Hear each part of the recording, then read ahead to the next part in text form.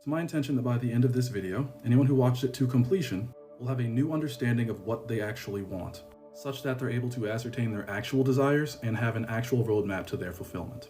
I don't say to completion just for more retention. I mean that I have structured this video in such a way that it contains all the information you'll need. Without any part, it is incomplete knowledge. If you actually follow what I say, you will need to reference this again, so favorite the video. Most people think they know what they want, but they actually have no idea. And they subsequently sleepwalk through life attaining other people's goals. So I'm going to take you through the roadmap, but you need to actually follow along, actually answer my questions inside of yourself, and actually take the actions that I propose. That's if you want the benefits, to actually get what you want. Let's begin. What do you want?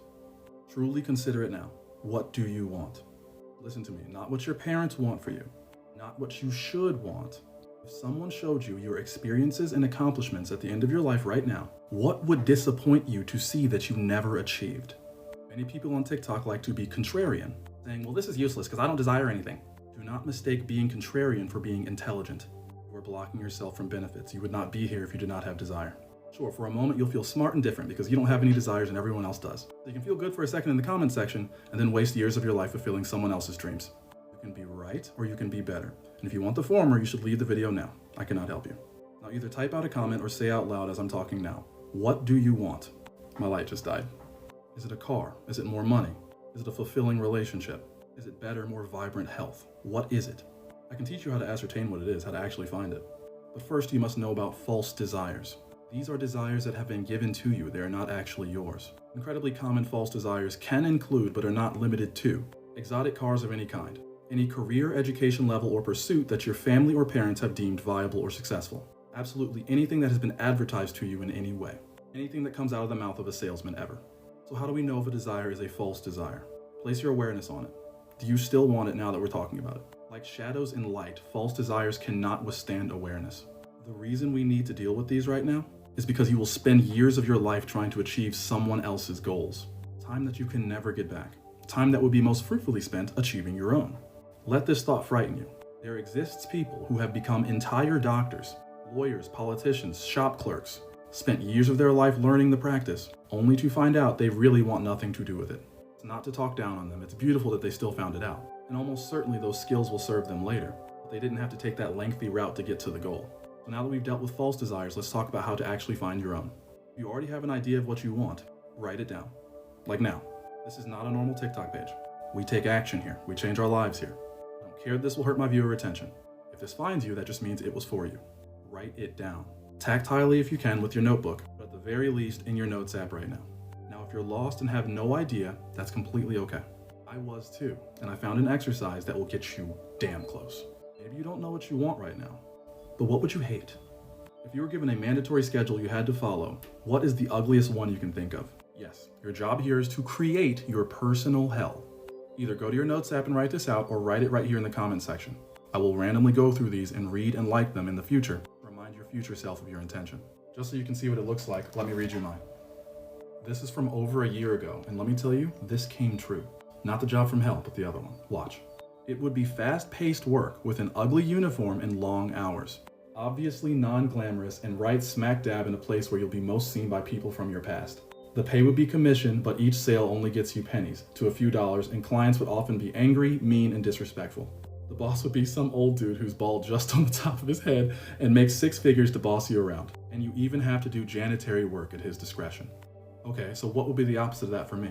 Slow-paced work, or work where I can take my time, where the clothes are not restricted and I control my work days. And obviously a kind of glamorous position that's maybe sought after.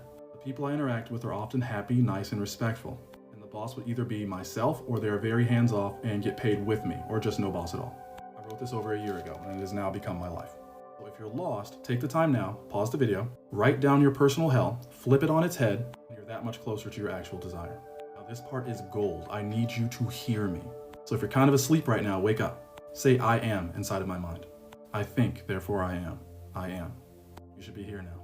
The reason you're lost and you don't know what to do is because you have no destination. If a man knows not to which port he sails, no wind is favorable. Most people think they understand this and completely miss the point. Well, just a cute quote to help you keep what you want in mind. So while the first part is right, most people stop there. But to carry the thought out to its logical conclusion, you've got to understand that the reverse is also true. When you have Let your destination, the way, the means, make them self. I'm serious, listen to me, watch. What if I said, I'm taking you on an all-expense paid trip somewhere here? All you have to do is book the travel accommodations and pack the right amount of climate-appropriate clothing that you're gonna need. What would you say? Feeling lost, huh? Where are we going? Everything else is determined by that. Now here's the magic, understand this. So you ask that appropriate question and I say, oh, we're going to the South Pole. And you're like, oh, if we're at the Western Air Temple, we're probably not walking there. Oh, in the South Pole, I'm probably not packing flip-flops and shorts. I know it seems too simple, pedestrian, common knowledge, but the most powerful principles often are. Like if your desire is to be an actor, and given the choice between quantum physics or public speaking, you're probably going to take the public speaking. And when you're choosing where to live, you're probably not going to pick a rural, isolated farmland, but maybe a city with more artists. Keep in mind, this is just an illustration to help paint the picture. You will often find incredible value in seemingly unrelated things, but you will know by the feeling. After you've embarked on this journey, you need to naturally let seasons end and ask yourself what you actually want every day, because just as surely as you breathe, it will change. Another trap that can be just as fatal is trying to hold for a lifetime something that was just meant for a season. Like I used to be a YouTuber. Because I come from a line of photographers, I thought I was next. And after I reached my success, I found the videos grueling to make. I didn't care about taking photos anymore. I didn't care about making videos about taking photos. And for months, I would just slodge through that trying to I'm like, this is what I want. It was just for a season. But the things I learned about lighting from that, how to set up a camera, composition, how to tell a story, all of those things were invaluable for this later journey, as you can see. It's the same thing for you. As you attain your desires, you will see that they're like an onion. There's a bunch of little outer layers, outer purposes, will come and fade in seasons until you reach the core. And the core will be a true desire, a purpose. That illustration comes from The Way of the Superior Man by David Deida. So this next part will be most effective if you're in your own bedroom, or at least a space that you've had influence in decorating or living in. Don't ever forget the next sentence I'm about to tell you. The present moment does not recede into the past. It advances into the future to confront us, spent or invested. At first glance, that means, oh, I should just spend my time doing work all the time. Wrong. If you're in your own room, look around you. Without exception, every item you can see around you right now is a choice from a previous present moment. Look how many of them there are. What I'm trying to tell you is these are just the physical manifestations. Your life has countless invisible ones, and the people that can seemingly do the impossible are the ones who can see the invisible. That's a quote by Rust from the song Status. I'm pretty much out of time here, so there's one last really important thing you need to know. You have two powers. Remember them always. You have the power of attention, and you have the power of intention. Your power of attention is infinite, but it is diffuse. Think of the sidewalk on a sunny day. It lights up the entire thing, but no one spot brighter than another. That's your attention. Now think of somebody coming up with a magnifying glass and holding it over one spot, and that one spot starts to burn and be brighter. That's intention. Your intention is very powerful, but can only be focused on one thing at a time. The things that have become manifest in your life have just gotten the most amount of attention. So the answer now is clear. Remove your attention from those things that you do not like. Regularly place it more often on what you actually want. Utilize the tactic called habit stacking from the book Atomic Habits by James Clear, where if you have a cup of coffee every day, maybe right after your coffee or during, I'll consider what do I want in life for 5 or 10 minutes. Is it different from what I wanted yesterday? Where your attention goes, your energy flows. I promise you that. You can only place your attention on something for so long before it just pops in. I promise. You don't have to believe me. I'm not even asking you to believe me. Just try it. For a month. 1 month. Place your attention on your desires. As you do so, you may have limiting beliefs come up. They'll feel negative. I'll teach you how to deal with those in the next video in this series.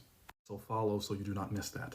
We'll be discussing how to take aligned action, confidence versus coordination, and how to dismantle certain things you may have unconsciously created before seeing this video by breaking the thought and feelings down into their basic components. Yeah, you found the right creator. And you made it this far in this video for a reason. Whether or not you ever see me again, I truly, from the bottom of my heart, wish you the best. You were given that desire, those desires, because they're already of you. And you can achieve them. Mark my words. But whether or not you will is how often you place your attention on those things. How long you choose to lay and ruminate over past failures. You are the abundance and the love that you're seeking in all these outside things. So follow me so I can show you the truth of that. See you soon.